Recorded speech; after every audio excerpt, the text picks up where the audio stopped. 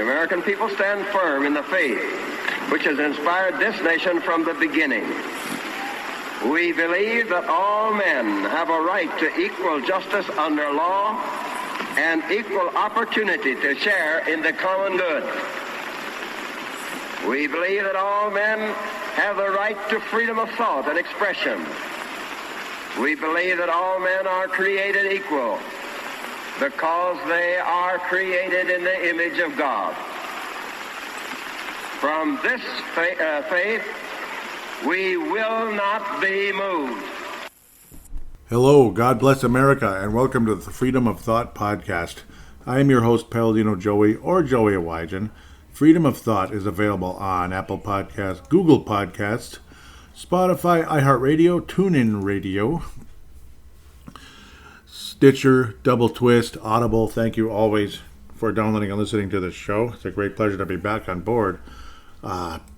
Just looking at more of the sadness and frustrations of the country. Most likely this show will be very short, so we'll just see how things go here. But just wanted to come on here again. Apologize, it's been a while. It's always a while, it seems like. But hopefully I can get to recording this more often again, like I was a few months ago back in the colder months of the year and such, as we get back into that. Gradually, we're heading into the quote-unquote holiday season. I like to name them one by one, like Halloween, Thanksgiving, and Christmas. Of course, Hanukkah, Kwanzaa, stuff like that. But let's just say I'm more of a Christmas person and Thanksgiving in a big way. Halloween, I'm not sure exactly what it does at the end of the day. It's sad that a lot of people out there highly prefer Halloween over Christmas. And it's very sad. Now, a lot of people prefer Halloween over Christmas, Halloween over Thanksgiving, this and that. Any holiday possible over Christmas or Thanksgiving, because Thanksgiving kind of represents the United States, basically, or, the U.S. of A., so to speak. And Christmas represents Christians. And boy, oh boy, do they want to get rid of that. But that's not really the main topic of today. It's mostly just bleep Joe Biden, let's go Brandon, stuff like that. That's kind of the theme of today's show in a lot of ways. Let's go Brandon, bleep Joe Biden, this and that, and all the nonsense going on. I mean, just watching the price of everything go up. There's a fast food restaurant that I often go to on Saturday mornings. It's just kind of a fun little tradition. I've been doing it for a while, since I lived in Brooklyn Park and now back in Golden Valley area. Obviously, very different place than what I lived in before in Golden Valley. And I've seen the price just explode. Ordering the exact same items today. I just couldn't believe it. See, it's like the price always goes up a little bit just because economics in this country are not as good as we'd like to believe. During the Trump era, of course, they were better, but there's always bad politicians, there's always taxes, there's always this, there's always that, and causing prices to go up on everything. But since the Biden administration, it has been utter insanity in a big way. We're talking, it was like $7.83, I believe, late last year. Today, the same items were over $9. Over $9. You might think, oh, big deal. It's like $1 more. Yeah, but look at the percentage here. And then I went to Target, and they have these cute little sponges that you get for showers. Cute little sponges because my skin is sensitive, It's very sensitive, a lot like the snowflakes out there. It was $1.99 last time I bought it. What was it today? $2.99. Dude, it's just $1. Who cares? That is a 50% increase. 50%. So it's stuff like that. These policies, this socialism, this psychotic approach. We're talking $400,000 per illegal alien family, which Joe Biden has proposed. You want to think it's some kind of joke, some kind of horror movie, or just like some kind of exaggeration, like it's The Onion or something, like the Babylon Bee, something like that. And it's like, I hope so. You hope that's what that is. You hope this is the kind of thing people would shoot down in a heartbeat. Like, are you bleeping crazy? Get the hell out of here, you son of a biscuit. And these nice areas where the landscaping is beautiful. A nice, beautiful Perkins restaurant has been hanging around. It's right around the border of St. Louis Park and Edina, but technically in Edina. It's definitely in Edina. Beautiful landscape.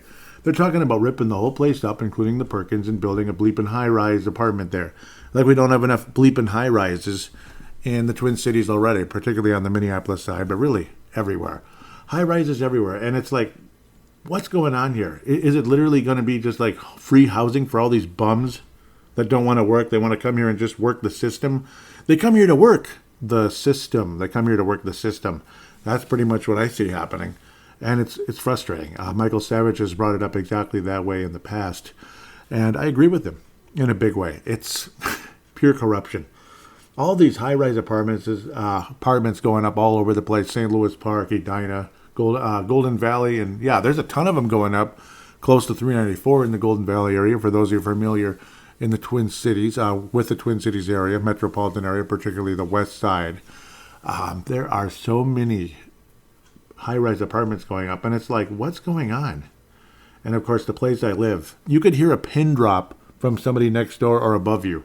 The sound insulation is so pathetic. And we're talking like about $1,200 a month just to live here. Golden Valley, it's a nice little suburb, obviously. It's a nice little suburb, but it's not that good of an apartment for $1,200 a month. We're seeing prices go up everywhere all the time. And let's just say the quality is not there. The quantity is when it comes to just about everything, including people. And I'm not trying to be mean. I'm not trying to be disrespectful or prejudiced or anything like that. It has nothing to do with prejudice. It has to do with the quality of the people. That could be of any color. Anybody can be a jackass, and that's kind of what's been going on. It's like Jackassville everywhere all the time. Of course there's good people out there. Of course. But there's more, but the jackass ratio has exploded the last 20 years. Let's just say, in a big way. Watching prices pop everywhere is extremely alarming, extremely scary for anybody, especially hardworking Americans that, are taxed up the you-know-what on a regular basis. And it's not fun working in a factory where you just know it's the same woke crowd that would kneel for the national anthem if they were a pro athlete or any type of celebrity. They would just kneel for it any way they can to stick it to the United States of America just because they have whatever beef against the United States of America. Slavery has happened all over the world, and it still is happening in other countries, and it seems like nobody's calling them out except maybe in Enos Cantor is calling it out. Slave labor building Nike products. Enos Cantor in the NBA. Things like that. So it's mostly just kind of getting things off my chest here and things that are probably on your chest as well. Speaking for all of you out there, and you can speak back with me as well. I do believe I got I got something from Gerald Syring that I will bring up here very shortly. Gerald Syring calling back again from Nebraska. That's going to be really nice to hear. 99% sure. He said he was going to call in for Purple Mafia as well. I'm not sure if he did. That's my Minnesota Vikings podcast, which there are days I'm thinking of stepping away from that because, obviously the whole woke BS all over the NFL and really professional sports is an insane frustration. Pardon me. I'm not understanding this thing. It's like literally breaking on me and right before my eyes here. It's not working like it used to. Let's leave it at that. But it just leaves you like, heartbroken what's happening everywhere right now. You work your ass off and watch other people live for free on a regular basis. More than half of the people in this apartment don't even bleep and work. Or they work from home, which is quaint and cute. At this point, you're still working from home. Seems a little weird and a little bit kind of unfair, to be quite honest. Yep, I saw it. I see it now. Gerald Syring. Very awesome to see that. We'll get this thing converted into an MP3 file almost in like 5 seconds here because that's easy to do with Zamzar.com. And we'll play it very, very shortly. Not a whole lot of interaction otherwise, but it's nice to get a call in. And that's great. Again, just mostly ranting about the situation here in my own subtle way, I suppose. And, it just breaks my heart. See, right now, I'm looking outside the apartment, and one of the only nice people here, young guy, young man, looks like it's like some kind of a security truck that says Floyd on it. Floyd, I don't really like that name very much, but we'll leave that as is. You can fill in the blank as to why that is. You can probably figure that out. I don't like the name, but it's Floyd Security. Young guy in his 20s. Back around Memorial Weekend last year, they were making a ton of noise, a party, bleep, bleep, bleep, bleep. I politely snuck a little note underneath because it was like kind of getting late and it was way too much noise. Like, we're talking nuts. I snuck it under his door and very quickly everything kind of quieted down a bit, and it was really kind of surprising because there were people upstairs years ago where they would make more noise. I could literally hear them saying, "I don't give a bleep," and they would keep making more and more noise. It was insane and super frustrating. Where these people did the opposite, and it's like I'm just looking outside right now, and they're moving out. They've only been here 6 months because notice I said Memorial Weekend. 6 months, they're moving out already. Like I said, quantity over quality, and it's like you just know, you just know. Every time somebody good moves out, they're almost never replaced by good. I hope they are, but I gained a lot of respect for the young man when he handled things the way he did. He didn't actually know it was me. It was just an anonymous person because you never know how they're going to respond, and it's not like it was a mean thing. All I said was too much noise. That's all it said because it was too much noise. It was late at night, and they stopped immediately. I just heard him say, "Oh, somebody's saying too much noise," and then things kind of chilled out. And I gain respect for people when they're kind like that. It's just sad. It breaks my heart to see them moving out. Hopefully, whoever replaces them in the unit will be respectful. We'll see what happens with that. But maybe they didn't vote for Biden, but I could just about guarantee you the rest of this place did, or wouldn't have voted for Trump. I'll just leave that as is. I could hear some of the crap that they were saying downstairs. Some of the ones downstairs.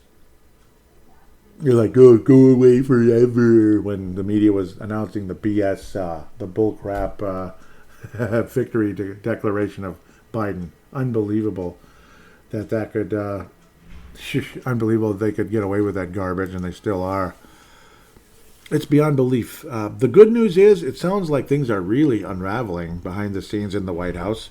That Kamala Harris is pretty much being looked at as like, what the hell is this? What are we thinking? Like, she's a complete joke. She's like a hologram. She's worthless.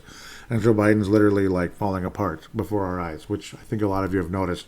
And he's actually literally coming apart at the seams, off the mic, behind the scenes, so to speak. Literally coming apart at the seams. Like he's gone. Like he's full on dementia.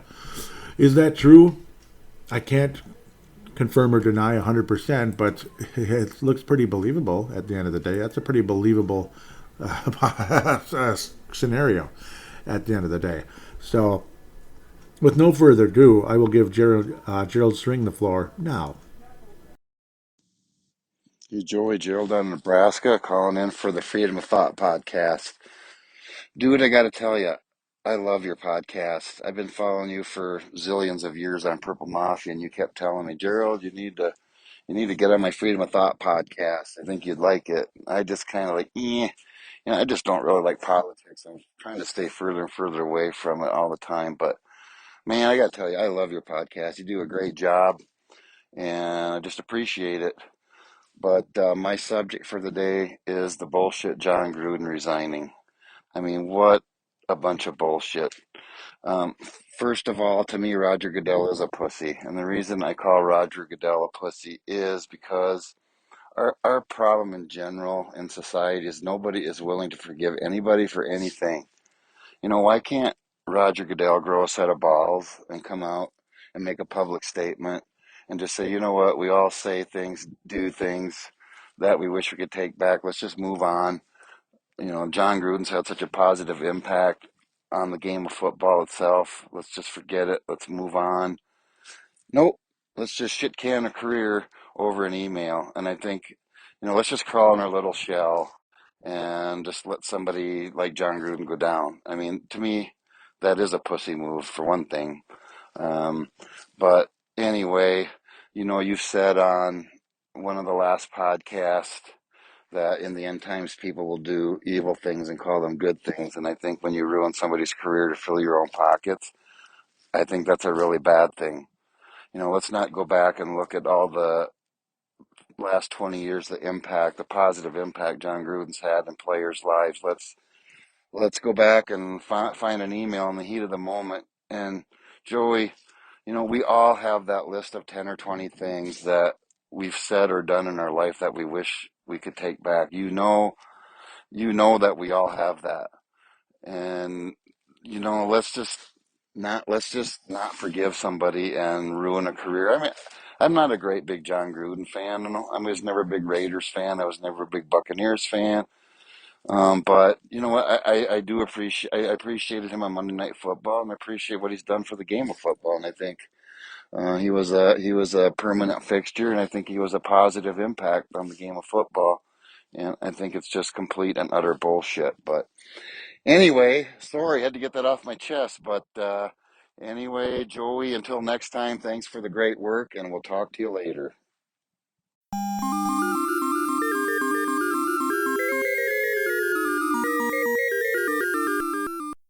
I can't thank you enough for that, Gerald. You're an awesome guy. And yes, it's guys like Gerald right there that it would break my heart to stop doing Purple Mafia. Every time I keep thinking I gotta step away, I gotta step away. I can't keep up with it anymore. I'm tired.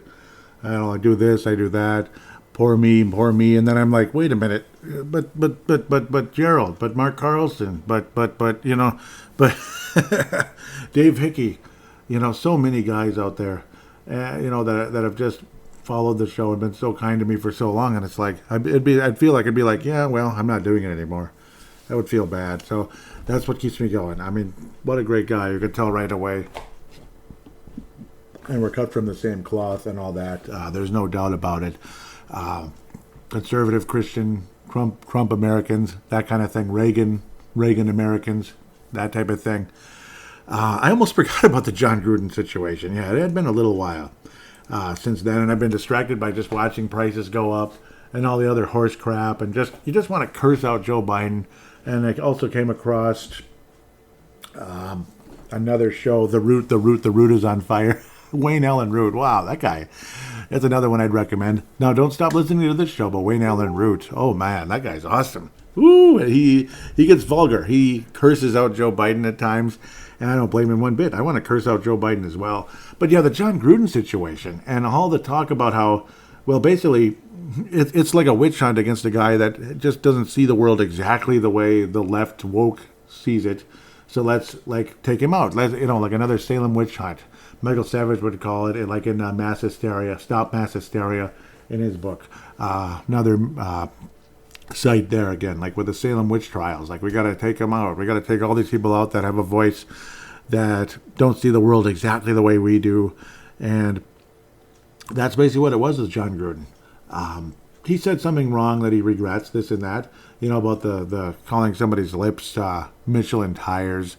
I would never do that. At least I would hope I would never do that. Don't do it. It's not worth it in this society with the way everybody sees things. But should he be completely destroyed like that? I don't think so. I mean, even a black reporter in town there's no way he's a conservative, said, I don't think they need to cancel him. And that was before all that happened, basically, when Gruden ended up resigning, and then kind of similar stuff going on with the Chicago Blackhawks. It wasn't exactly a good thing that happened with the Chicago Blackhawks. Actually, a terrible thing. But the coach, obviously, well, we'll leave that where it is. Let's get back to Jon Gruden for now. Well, maybe we'll talk about the Blackhawks later. I don't know. That one's a little different, though, I'd have to say. My point of view of that's maybe a little, little different, but it actually could go on this show, a different episode. The whole Gruden situation, I mean, it felt like a witch hunt. It felt like we got to just cancel people so quickly.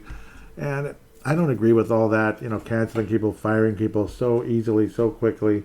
And it's not good. It's so, it's just evil. It's wrong. And it felt like a personal attack, basically, from the commissioner that this all took place, to be quite honest. So obviously I was not happy and very much against it. That just kind of throws me for a loop, though, the whole situation with all that. And you just wish the world wasn't like this. And I was saying how on the Purple Mafia that week, I almost should have cut that out and put it on this show. I was thinking of doing it, but I don't think I have the right placement for it. Maybe I do. And if I do, maybe I could put it on here. Because I don't know if I can say it like I did that day. I do. Maybe I can dig that up real quick.